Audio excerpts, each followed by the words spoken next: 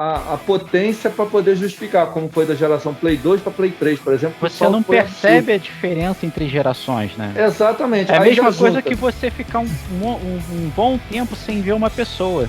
Você fica anos sem ver uma pessoa. Exatamente. Aí quando você encontra com ela, você vai perceber, pô, você envelheceu, você engordou, você emagreceu e tal. Agora, se você vê a pessoa todo dia, é transparente, você não percebe a diferença, entendeu? Ótima metáfora, é exatamente isso. Você ilustrou da melhor maneira possível.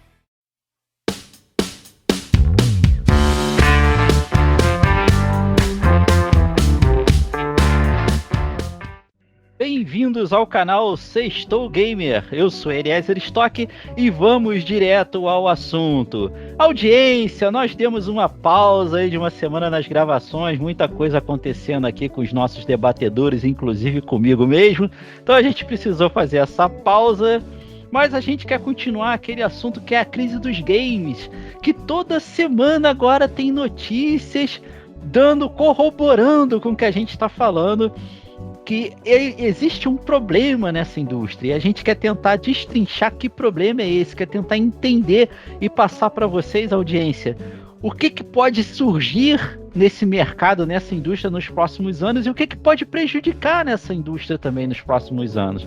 E para isso nós temos aqui os debatedores Marquinho, nós temos o debatedor Profeta Marcelo e o professor Renato. No último vídeo nós estávamos comentando sobre... Foram 3 coisas finais que a gente estava comentando no último vídeo. Sobre se a Nintendo estava no caminho correto, que a gente joga muita pedra na Nintendo, né? É lógico que são pedras de amor, a gente ama a Nintendo, mas a gente joga pedra mesmo assim.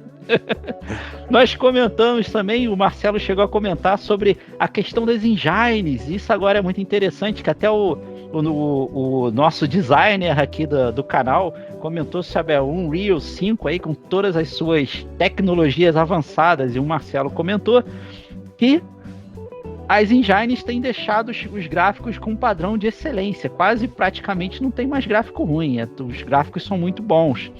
E o Marquinho levantou a bola da inteligência artificial também, sendo de repente uma maneira de você reduzir o custo de produção dos jogos, mas reduzir o custo como? Mandando a galera embora?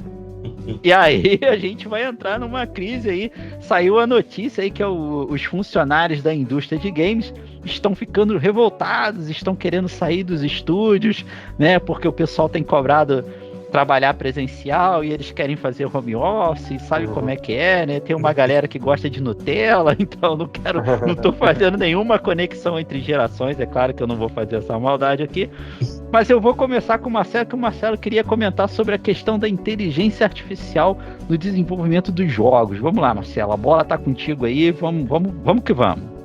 Matei no peito.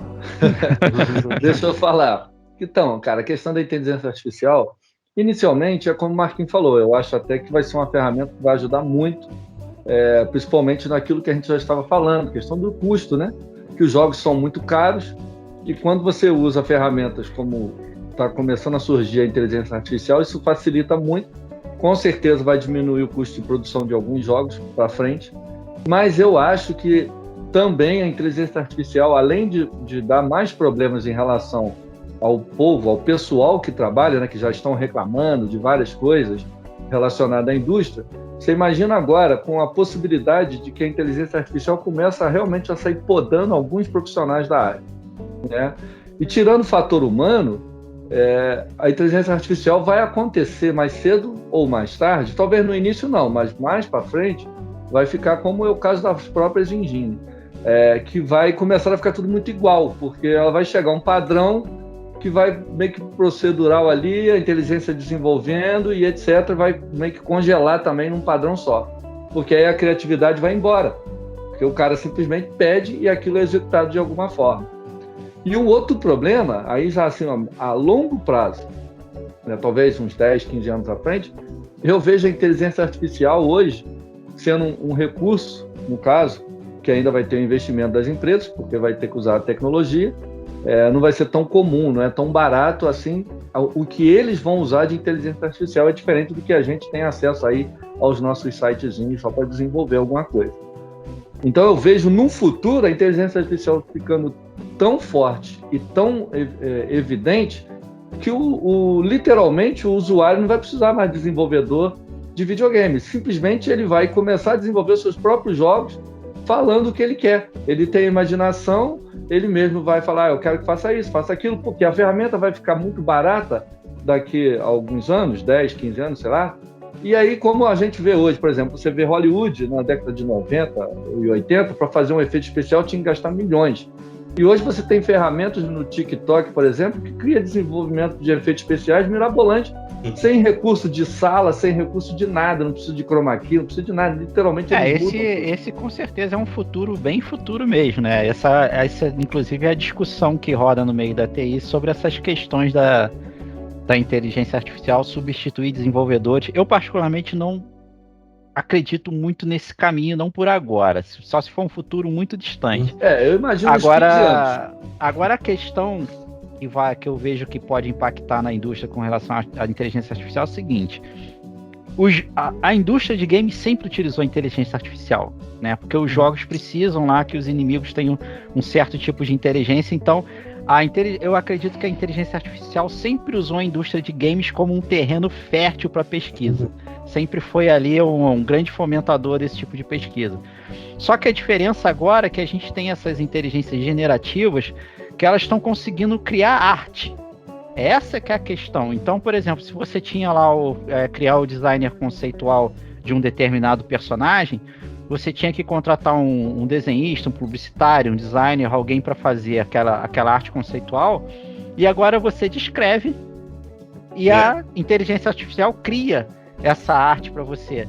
Então ali, mesmo que depois você vá fazer um retoque naquela arte, assim, todo mundo aqui conhece desenho, sabe que a minha família é de desenhistas e tal, a gente sempre pega várias opções de desenho para compor uma ideia. A gente pode pegar um pouquinho daqui, um pouquinho dali para comprar uma ideia original. Então, mesmo que a inteligência artificial crie insights para criar um novo personagem ou criar o design de um personagem, você reduziu muito o tempo de desenvolvimento disso, entendeu? Então essa é uma questão que impacta diretamente o pessoal de arte nos jogos. Isso daí, com certeza, isso daí pode vir a trazer uma redução de custos. Só que tem o problema, que vocês já perceberam também que toda imagem feita com IA, ela parece sempre a mesma coisa, né? Você percebe, essa imagem foi criada com IA. Então aí vai daquela questão que eu vejo que o Renato colocou no outro vídeo. Ele falou o seguinte, cara, você tem aquele diretor que não vai querer isso, entendeu? Que o cara vai chegar e vai falar, tudo bem, bacana, legal, mas o meu ponto de exigência é a mais, que é o pessoal da Naughty Dog, né? Não, eu não vou colocar as poltronas todas iguais, eu vou colocar uma poltrona de um jeito, a outra de outro jeito, a outra de outro jeito e a outra de outro jeito, entendeu? Então eu já te dou o gancho aí, Renatinho, pra tu continuar. Então, eu ia até comentar do IA, porque a gente estava conversando um pouco os bastidores, né? Tava falando um pouco até do Dragon's Dogma. Falando, a gente, cara, velho, cansado, trabalhando. Aí, é um jogo interessante e tudo, mas, não tem dublagem. Não é dublado em português. Eu falei, cara, é absurdo, né? Mas é a Capcom. A Capcom tem lá o selo dela. Não vou dublar nada, enfim. E aí eu vejo, assim, cara, o cara não quer gastar dinheiro, não quer perder tempo, é isso? Então, por que não usa, então, uma IA pra fazer a dublagem? Cara. Mas aí eu já vejo também por um lado, justamente, a galera de dubladores, né? Assim, a gente tem tops de dubladores, né? Se não for um dos melhores do mundo, né? E assim, vai perder espaço para essa IA, cara. Essa parte artística é bizarro. Tem coisas assustadoras que eu tô assistindo aí, que às vezes eu recebo, cara. Não dá para saber, cara, se realmente aquilo é IA. Eu digo de termos de som, cara, se é IA ou se é realmente, cara, sei lá, a voz da pessoa, ou o som de música, cara, é absurdo, troço surreal. É bizarro. Essa parte de áudio, cara, pra mim, eu acho que absurdamente não dá pra identificar, cara. Será que realmente a IA vai trazer? Porque o grande problema que a gente tem é a questão do custo de produção, né? Pelo menos é a tese que a gente está levantando, que você tem uma evolução do hardware, uma evolução da engine. Aí você aumenta o custo de produção. Aí você tem até agora uma notícia que saiu aqui, executivos afirmam que a indústria de jogos não cresceu o bastante para acomodar os atuais orçamentos. Traduzindo isso daí, você não tem a quantidade de consoles vendidos suficiente para suportar essas produções de 200 milhões, 300 milhões. Aí um GTA 6 que, a gente nem sabe qual é o orçamento do GTA 6, é um orçamento multimilionário também. E beleza, eu vou fazer um filme, cara. O cara vai no cinema, sentou ali, pagou o ticket, segue a vida. Agora, não são todas as pessoas que têm 5 mil reais para pagar num PlayStation 5 ou 10 mil reais para pagar num PC top, né, cara? Então é claro que você tem menos consoles aí para você ter essa produção e você ter esse ticket médio aí com relação a esse retorno.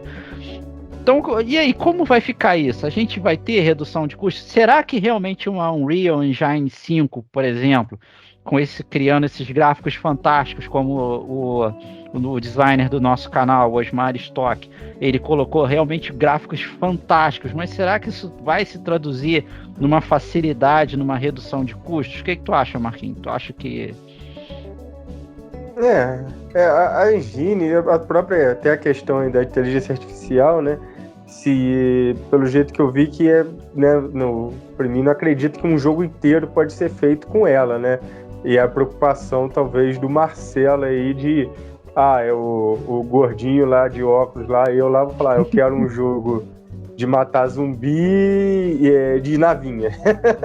E aí ele vai fazer isso aí sozinho e vai fazer... Não, mas pelo jeito não é tão simples assim, né? Você que tá mais dentro dessa área de TI, mas vai facilitar já em algumas partes, igual a dublagem, muito bem lembrado pelo Renatinho aí, que a gente vê, meu tom de voz, eles botam em francês com o mesmo tom. Nesses dias eu tava vendo como seria a voz do Axl Rose em português. O mesmo tom da voz dele em inglês, dublado, porque quando o cara dubla, muda, né? Cada lugar tem uma tonalidade diferente, um timbre, né? Então, isso aí é bem legal, né? E em relação às engines, sempre serviu para isso, né? Tanto que o problema da Unreal Engine, que apesar dela ser fantástica, muita gente usa porque ela... Alô? Não, tá todo mundo on. Ah, tá. Deu aqui conexão perdida, desculpa. Não, vai lá.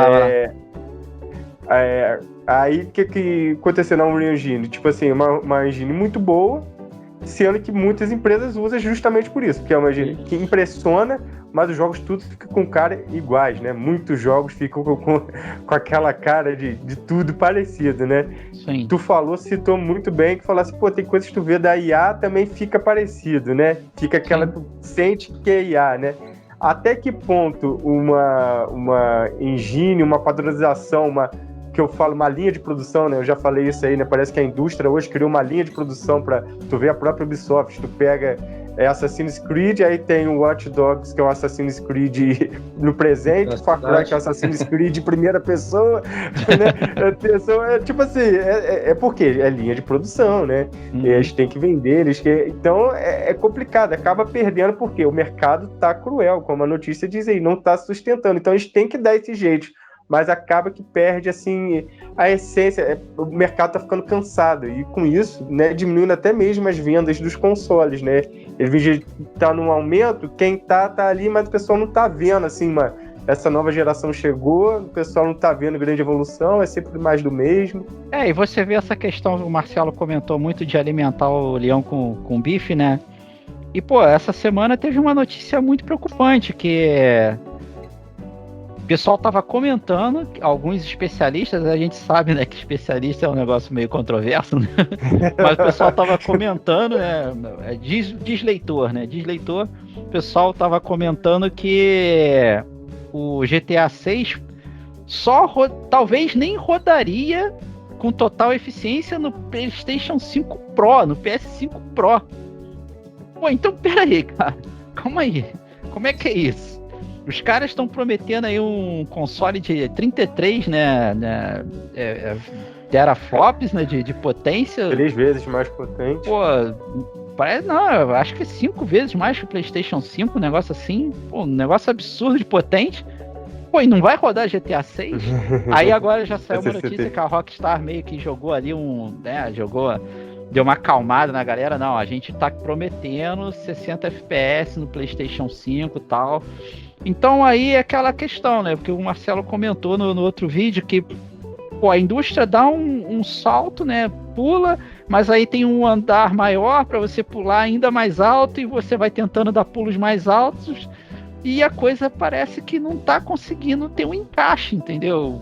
As coisas não estão se encaixando, porque até quanto a gente vai precisar pagar para rodar um jogo com 60 frames de boa, entendeu? Com gráfico decente.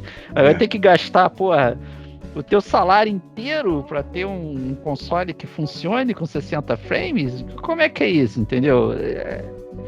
É complicado. Até quando vai ser essa corrida de hardware versus produção, né? Fala aí, Marcelo. Cara, igual, por exemplo, cada um vê de um ângulo, né?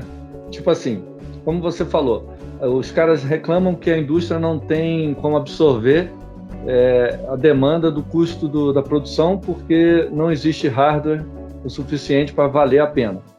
Mas aí, identificando isso, eles tentam fazer o quê? Lançar os aparelhos Pro para dar uma esquentada no mercado e tentar impulsionar mais hardware para poder justificar as produções. Só que eu vejo que isso, mais uma das vezes, são efeitos que eu acho que são paliativos. Eles estão criando novamente um buraco para eles. Por quê? Se você lança na mesma geração um console que tem que participar dos mesmos jogos do console base e já oferece 3 vezes mais teraflops e 5 vezes mais de potência considerando todo ele. Isso já cria um buraco, por quê? O que a gente está vendo hoje é uma pouca diferença em relação à geração PlayStation 4. Uhum. A grande verdade é essa. Os melhores jogos estão na geração PlayStation 4 por questão de produção, como a gente vive falando. A produção está sendo mais evidente do que o hardware. Sim. Aí a gente já não consegue ver algo que justifique a geração atual. Aí o cara vai e me oferece um console mediano, intermediário, com 5 vezes a potência do console. Depois ele quer me oferecer, por exemplo, um PlayStation 6. Cara, nunca que eu vou me sentir convencido de que eu tenho que mudar de geração, porque eles ficam me alimentando aos pouquinhos e aí eu nunca vou achar que é bom o suficiente. Não seria melhor deixar como era antigamente, um console nativo, e o cara vai usar aquilo durante 5, 7 anos produzindo, e depois, quando ele oferecesse uma outra versão, se viesse 10 vezes a geração anterior, o cara ia falar, nossa, é muito bom. Mas se toda hora eu te dou algo um pouquinho mais, a próxima geração vai de novo ser não tão evidente a potência para poder justificar, como foi da geração Play 2 para Play 3, por exemplo. Você não percebe a diferença entre gerações, né? Exatamente. É a mesma coisa que você ficar um bom tempo sem ver uma pessoa. Você fica anos sem ver uma pessoa. Exatamente. Aí quando você encontra com ela, você vai perceber, pô, você envelheceu, você engordou, você emagreceu e tal. Agora, se você vê a pessoa todo dia, é transparente, você não percebe a diferença, entendeu? Ótima metáfora, é exatamente isso. Você ilustrou da melhor maneira possível. Então, isso que ocorre? Faz o consumidor ser desmotivado. Por quê? Existe a produção do hardware, que começa a impulsionar essa tecnologia. Depois você tem que desenvolver jogos caríssimos para poder justificar essa evolução. E aí fica esse debate que a gente vive constantemente falando, que é o custo do hardware, o custo da produção, aí o consumidor não consegue pagar o suficiente, não consegue comprar tantos para justificar. O cara que compra fica insatisfeito porque ele fala, poxa, a diferença desse aqui é tão pequena em relação ao que eu já tinha, né? Como a gente vê aí, Horizon Forbidden West no PlayStation 4. Quem está jogando PlayStation 4 pode ficar satisfeito, porque é a mesma experiência do que a gente pagou R$5.000 no PlayStation 5. Cara, não justifica, entendeu? Aí depois FPS, ou então eu vou pegar um GTA lá na frente, que tenha no PlayStation Pro, por exemplo. Ah, tá, puta, é meia dúzia de frame a mais e meia dúzia de resolução a mais. Não. Pô, gente, aí é sacanagem, né? Não, e olha o ciclo que acontece, né? Só pra completando tua linha de raciocínio. Tipo assim, os jogos ficam caros. Porque os aparelhos estão caros. Sendo que aí quando lança o outro aparelho, os jogos foram tão caros que eles têm que lançar pro aparelho anterior pra vender mais. Que eles não podem perder os 100 milhões de PlayStation 4 vendidos, ou mesma coisa quando lançar o PlayStation 6, o jogo lá gastou 400 milhões para produzir. Ele falou, pô, mas eu tenho que dar um jeito de rodar no Play 5, fazer uma versão decente, porque lá tem 100 milhões de usuários. Então, porque ele vai lançar um jogo... Antigamente eles tinham isso, lançava um jogo exclusivo, porque, né, cabia ali no orçamento e sabia que se ia vender mesmo na cauda longa e ia se recuperar. Hoje os caras falam assim, cara, se não tiver aí, se eu não vender uns 5, 10 milhões de jogos, eu não vou recuperar a venda, né? É complicado. E o pior é o seguinte, né, a gente teve aí agora o Dragon's Dogma, né, que até o Renatinho começou a falar dele aí, né, pô, é uma enxurrada de críticas porque microtransação no jogo. O Renatinho tá indignado, que é jogo que tem jogo single player com microtransação. Quer dizer, os caras, assim, estão criando uma forma de monetizar o jogo, mas que não criam interesse pra comunidade gamer. Pô, ninguém quer isso, cara. Ninguém quer isso, entendeu? É triste de tudo isso do hardware, porque assim, aí eles vão jogar o PlayStation 5 Pro, prometendo que vai rodar o quê? As 3 coisas lá, lindas. 4K, Ray Trace e 60 FPS. Uhum. Né? É o que vai aparecer na caixa lá, né? Lindo. Aí o cara compra, aí vai ter o quê? A porra, opa, quer desligar o Ray Trace e ter 4K e 60 frames. Ou você quer o quê? Ligar o Ray Trace 4K, mas joga em 40. Ou então você... porra. Eu acho horrível. Tem que ser uma configuração só. Ué, Marcelo, mas hoje em dia nós temos o PlayStation 5, sim. A gente escolhe. Não tem nem Ray Tracing, aí, maluco, tu vai cair pra caceta. Mas é o quê? Tu quer resolução ou quer performance? O que tu quer? Escolhe. Eu quero tudo. Aí, vai ter as 3 opções agora. Não vai ser performance, vai ser o enfeite de cocô, que é o Ray Trace, que pra mim é um enfeite de cocô. Tô olhando o que tá sendo reproduzido lá no óculos do Marquinhos. Caramba, eu tô vendo o reflexo. Maluco, porra. Ninguém tá preocupado com isso, cara. Tô olhando a caroça do personagem, tá refletindo no nariz dele, no óculos, na careca. Aí eu concordo com o Marcelo, mas vale muito mais a pena o cara botar no The Last of Us lá 3 poltronas diferentes, né? Fazer uma diversificação no gráfico, gráfico diverso, todo preenchido, cheio de detalhes, do que um Ray Tracing, pô. Lógico. Cara, e o que o Marquinhos tava falando sobre o hardware ali também, é porque deu uma picotada pra mim, não sei se ele falou.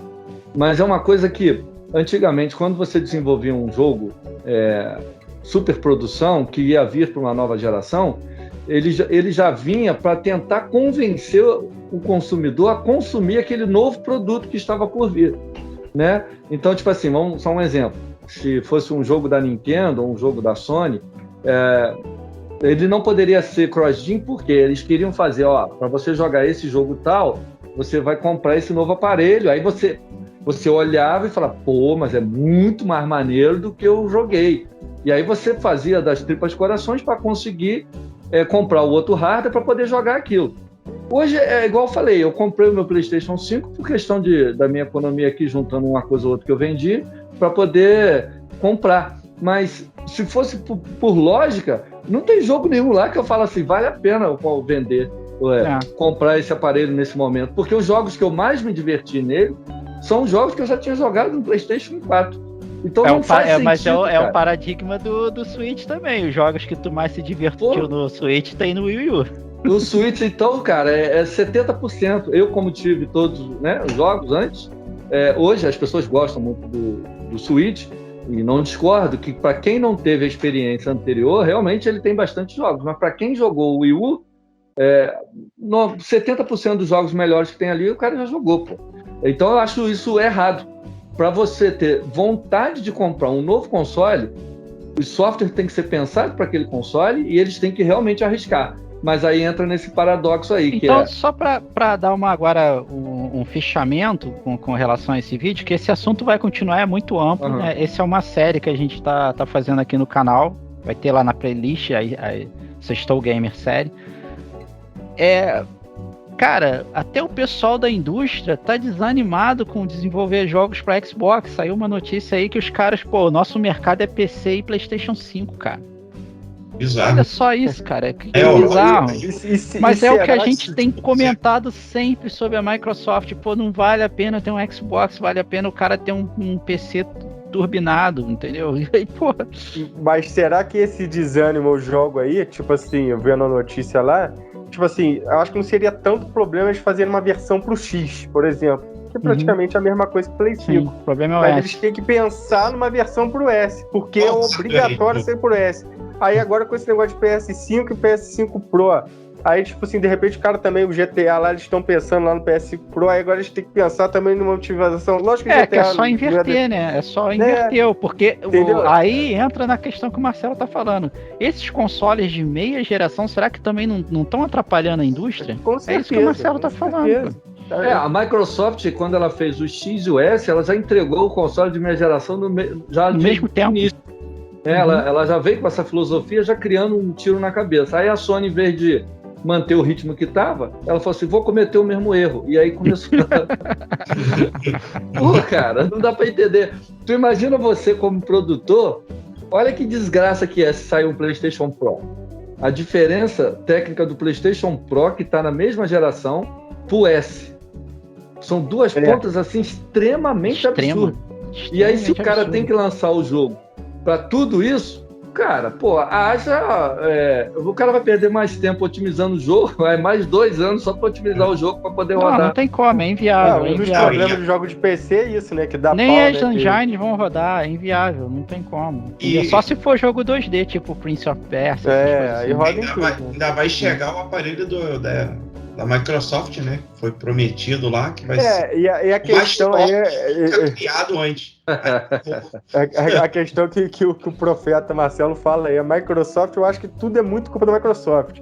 Saiu esse vazamento do PS5 Pro, mas porque eles sabem que tem um Xbox aí. Então, tipo assim, se a Sony fica paradinha na dela e não faz nada, vem o Xbox e lança alguma coisa no meio de geração, aí o pessoal vai ficar, pô, a Sony tá ficando muito pra trás, sei lá o quê. Aí eu não sei se a Sony se sente meio obrigada ou é uma estratégia também. A Sony entrou nessa dança aí, mas eu acho que a entrada da Microsoft realmente no mercado, se ela tivesse hoje só a Nintendo e a Sony, acho que não teria isso não, e a Sega, né? Bom, para fazer um fichamento... Só para concluir aqui rapidinho. Eu acho que o problema desses consoles de meia geração é o seguinte, até do ano 2000, bota mais ou menos do ano 2000, né, geração Play 2 e GameCube, os consoles eram vendidos com perda, né? Não tinha lucro. A ideia deles era botar o máximo de console possível no mercado e o lucro vinha no software. Mas como eles criaram esse buraco negro, o software não está conseguindo se sustentar porque o investimento é alto, e aí eles viram que os consoles passaram a vender ou com 0-0 ou com uma pequena margem de lucro. Não sei se vocês acompanham, vocês verem que eles estão criando assim. Então isso o quê? O consumidor passou a aceitar pagar valores muito altos para adquirir o poder, porque o marketing está muito bem feito. Então, por exemplo, vai existir ainda vários consumidores que vão comprar literalmente os consoles pelos números, sendo que, de novo, ele vai ficar lesado, porque o cara vai ter como se fosse hoje o usuário de um Xbox X. Ele tem um console que é poderoso, só que ele é obrigado a participar de um jogo que tem que ser compartilhado com um videogame que é muito mais fraco. E aí o cara não pode exigir muito. Ou seja, eles estão estimulando, porque mal ou bem, eles não perdem dinheiro nenhum com hardware e o consumidor aceitou pagar. Se fosse em outra geração, o preço do hardware estava sendo muito bem pensado. Chegou um momento que hoje em dia o preço do hardware já não é mais importante, como é o caso da mídia, que hoje em dia tem espaço para o cara fazer o que quiser, sem tela própria, 100 GB e assim por diante. Então tudo antigamente era mais difícil para os caras. Hoje eles são mais fáceis e a facilidade é que está fazendo eles entrar no próprio buraco, por essa questão de aquecer o mercado. Só uma observação, que o lançamento do console Slim é totalmente honesto. Honesto. Era o inverso, né? O console Slim é honesto. O console Slim é justamente aí para eles terem, já que a tecnologia evoluiu, eles lançam um console Slim, eles têm uma margem de lucro maior com esse console Slim. Mas não é um console não é um upgrade, não é um Pro, é um console Slim. Então no próximo episódio nós vamos falar da Nintendo.